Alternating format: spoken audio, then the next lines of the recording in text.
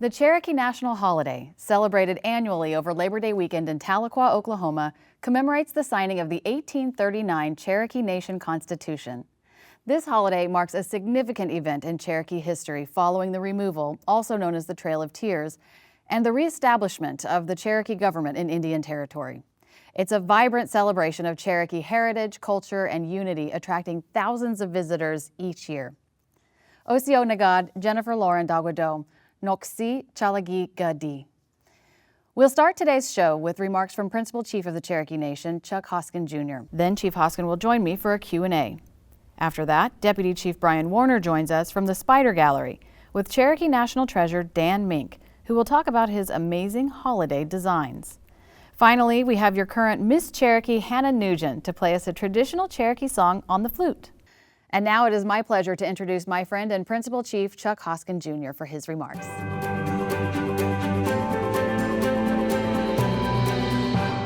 Osio, when Cherokees gather annually over Labor Day weekend to celebrate, it is one of the most meaningful and cherished events in our modern history.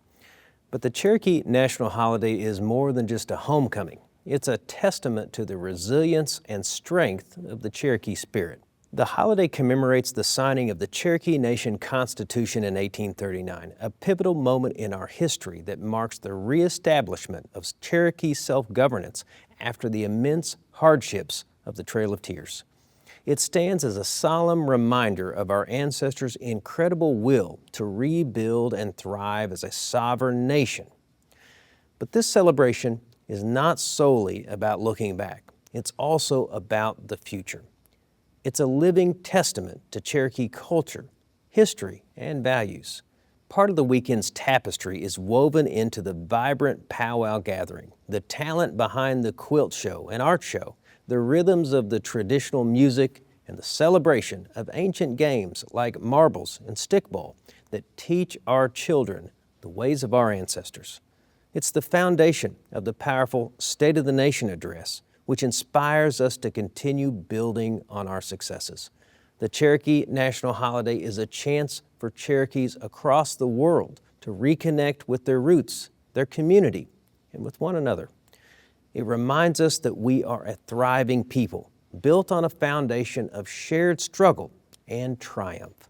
Whether you're celebrating in Tahlequah or joining us from a distance online, know that you are a vital part of this nation, living out the principle of Gadugi, working for the greater good. Together, we remember our shared past. Together, we celebrate the strength of our tribe today. And together, we envision a future where Cherokees continue to flourish for the next 7 generations. Wado. Wado, Chief, thanks for joining me. Okay, so the Cherokee National Holiday is an amazing gathering for Cherokees and non-Cherokees, really, from across the nation. Tens of thousands of people come to Tahlequah. It really feels like a huge family reunion. People say that all the time, but I really do believe that. And so I want to know, why do you think that the holiday remains such a powerful and unifying tradition for citizens, both inside the reservation and from at large? Yeah, absolutely. It is the singular event of the year, and it's what we sort of measure our lives, particularly those of us like you and I working in the Cherokee Nation in some capacity. We sort of measure everything about the holiday. Yeah. It is a lot of work, but it's a lot of fun. Yeah. But I think all of the effort that goes into it, making it an event that just keeps getting bigger and bigger, it's accessible to so many people. It doesn't matter your age, it doesn't matter if you can get to Tahlequah, you can be a part of something to do with the holiday. It's very inviting, as you say, for natives and non-natives. And so in that regard, that's why it's a really powerful draw and a powerful experience. I think and really hope that as Cherokees participate in it, that they'll reflect on why it's unifying in a historic sense. So it's not only that we can all share a great experience at the powwow with other tribal traditions, or that we can see traditional games, or we can be as part of the parade or the other events that go on. It's that it's really rooted in that time in history where we almost didn't make it. Mm-hmm. And the fact that we're still here is worthy of celebration. That's what the holiday is really about. Absolutely. So, how does this annual homecoming, in your opinion, help strengthen our identity, particularly with maybe younger generations of Cherokees? Well, that's the real focal point, I think, every year is to make sure it is accessible and inviting to the generation coming up. And I think as Cherokees feel themselves connected to the holidays, particularly the young people coming up, we've got another level of assurance that we've got a bright future, that Cherokees are connecting culturally as you come to the holiday, that they're connecting with the civic life of the Cherokee Nation. The elected officials are there, we're very accessible, that they're part of the excitement. But I also think, just going back to why we do the holiday in the first place, let's remember that democracy is very precious. It's very precious today. It was sure precious back in the period of 1839 when we almost didn't make it, when we almost gave in to those things that divide us. I really worry about the generation coming up today. You know, I have a son and a daughter who are young, and they're part of this generation that's going to live in a century in this country in which I hope that the value of democracy is held dear, that the government of the people, by the people, and for the people is held dear. It needs to be. The Cherokee experience is very instructive to what's going on today, I think, because if people come to the holiday, they reflect back at what was going on in 1839. We almost gave in to what divided us, but we didn't. Right. And by not doing so, by focusing on those things the Cherokees had in common, our history, our language, our culture, what was in front of us just to survive, and then what kind of future did we want? We focused on those three things, and we're still here today. You and I are in this wonderful studio that's part of Cherokee Nation. I'm going to go back to our capital here in a little bit, to our headquarters, and all of the things that we have now really came to a fork in the road at that moment. So I think young people, just internalizing that a little bit, I think it can fuel them into a bright future as Cherokees. And I think we're unstoppable if we remember where we came from, and that's what the holiday's about. Yeah, and I mean, as you were talking about that, it made me think of, when I go to holiday, I kind of feel like you get recharged there. It's like you get all this energy from the community and the people around you, and it like recharges your battery. And then the State of the Nation is my favorite event because I feel like it also marks a moment in history, a moment in time, and hearing what's going on for our tribe. Right. Do you have a favorite event of the holiday? Well, my favorite's always the parade, in part because for most of the last, 10, 15 years, I've been in the parade. I've had the good fortune of holding different offices, and you don't have to hold office to be in the parade, but if you're in the parade because you're part of something official with the Cherokee Nation, you get to see the crowd all around, and everybody's so excited about the holiday. And all the other events are tremendous, but the parade really is this cross-section of everybody, Yeah. and everybody's excited. And what you said a while ago about getting recharged, that recharges me, just seeing all the Cherokee people, our friends and families, up and down the road, just ready to get going. Yeah, it does. All right. Well, thank you so much for joining me, Sure. and we'll see you at the holiday celebrations. absolutely. Now, Deputy Chief Brian Warner visits with Cherokee National Treasure Dan Mink at the Spider Gallery about his many holiday designs over the years.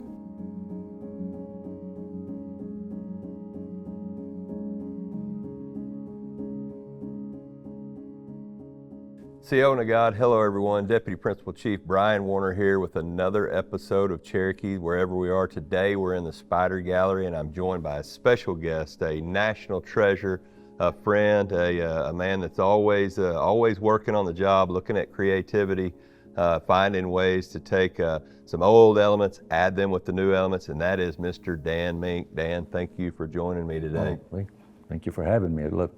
Pleasure to be here. Amen to that. Well, Dan, it's getting around that time. People are talking about the holiday. I start thinking about the holiday design. I think about Dan Mink. Let's tell the audience here a little bit about how you got started with your type of graphic design and the elements that you utilize. Art-wise, I got started when I was very young. Started drawing on walls. Okay, right. My mom right. didn't yeah. appreciate that. So Yeah. that didn't last long. Yeah. But whatever scrap a piece of paper I could find, Yeah. I just sit down and draw what draw from memory, whatever I saw. Always was fascinated what I saw in the advertising because it kind of stuck with me. I saw how the layouts in magazines. It was, like I said, more of a hobby for a long time. When I was young, I was had one with the spina bifida, so that kind of kept me out of a lot of things. Right. And just really didn't have really an outlet for a lot of things I did. A friend of mine helped me out on some classes. I mean, I didn't get my education, and I enrolled in those things and got my GED, and then after I got my GED, about a week later, I was over at Okmulgee at the OSU Technical Branch to take looking at graphic design classes over there, and I thought, oh yeah, like, yeah, this is exactly what I imagined it would be. As I saw the students working on different things, I saw for the first time the computers. They were using Photoshop, and I was looking at what they were doing with that. Like it opened up right there for me. I said, the things I could do with this, if I could apply what I learned into my native, culture. Yeah. I said that would be great. But that was like, God, that was years away. I thought maybe someday I would.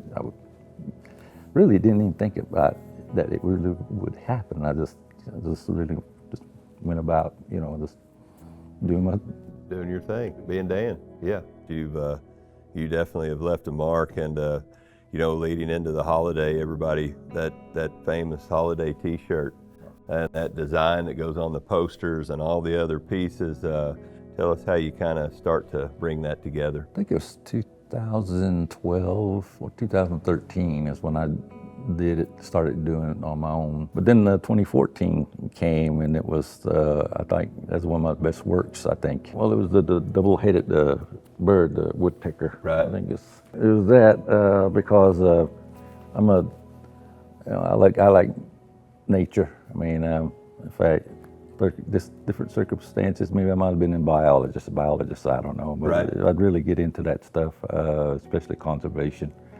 But I've been reading about the ivory-billed woodpecker, because it's extinct, and I saw a black and white film of one. It was kind of grainy on one of the shows, and I was just mesmerized by that bird. It's just the movement. It sounded like a harmonica type sound, and I've just been fascinated with that thing.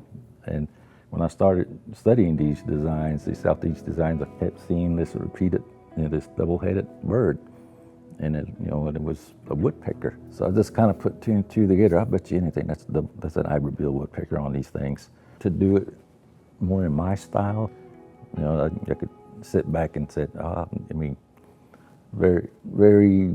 It's not often I can look back and say, yeah. Right. Most of the time I'm still going, no, that's never perfect.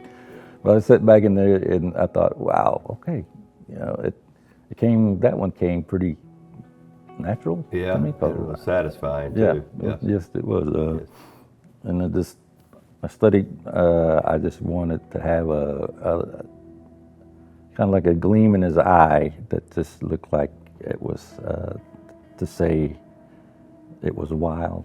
It was unconquered. Mm-hmm. It had that, I wanted to kind of have that feel to it. Absolutely. There. Well, it stood the test of time. That is one of my favorite gorgets that was gifted to me from the language program. They utilized that image on there, and I wear that often, Dan, and people will come up and remark about that. So now I know a little bit more about the story, because that's what they're really there for. They want to hear the story behind the story. And would you have any specific advice for individuals that are out there that are getting started, how they could kind of, I know they follow you a lot and other artists. What kind of advice do you have for those individuals maybe getting into that graphic design? You got to be yourself. You got to be you. I would advise somebody, if something interests you that isn't maybe not traditional, to go for it. I mean, it's you, and really, I think you can't.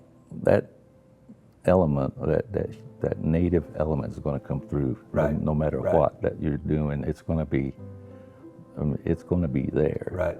I would encourage them to just pursue what they want to do,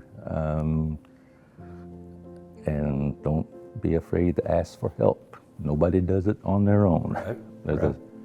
I know a lot of them kind of are afraid to ask for help, and I was one of them. I tell you, I mean, I owe so many people my success. I wanted to learn. And if you really want to learn something, man, there's nothing that can stop you. That's great. Well, I know a lot of folks out there, Dan.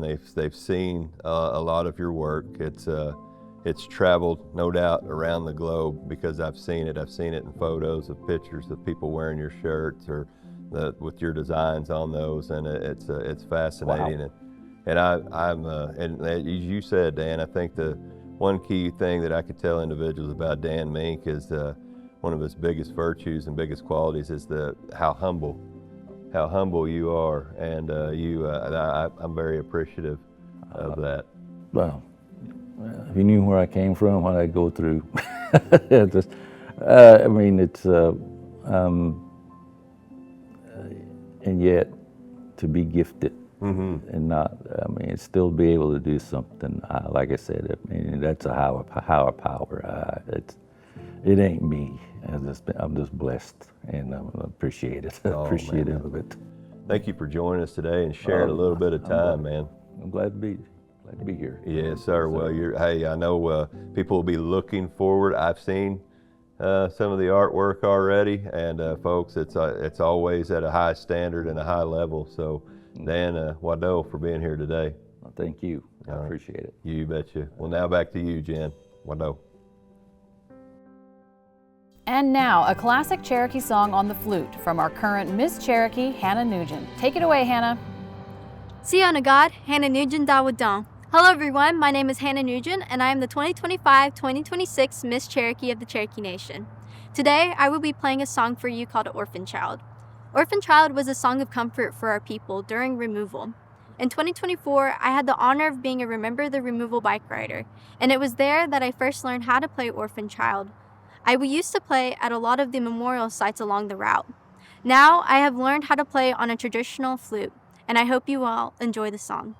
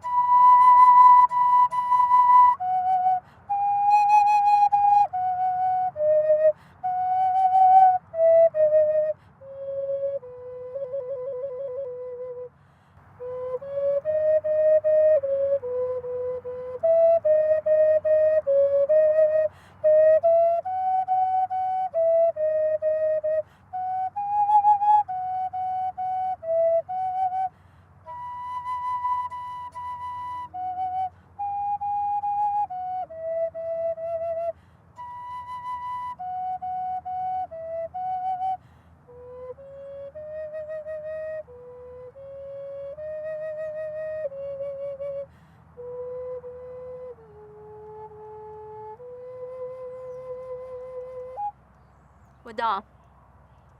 And that is going to do it for us today. We hope you enjoyed our show. Holiday, as we refer to it, has much to offer, so come rested and prepared for anything. Have fun. Cherokees have no word for goodbye. We say, Dodadago Hunt'i. Until we see each other again, Wado.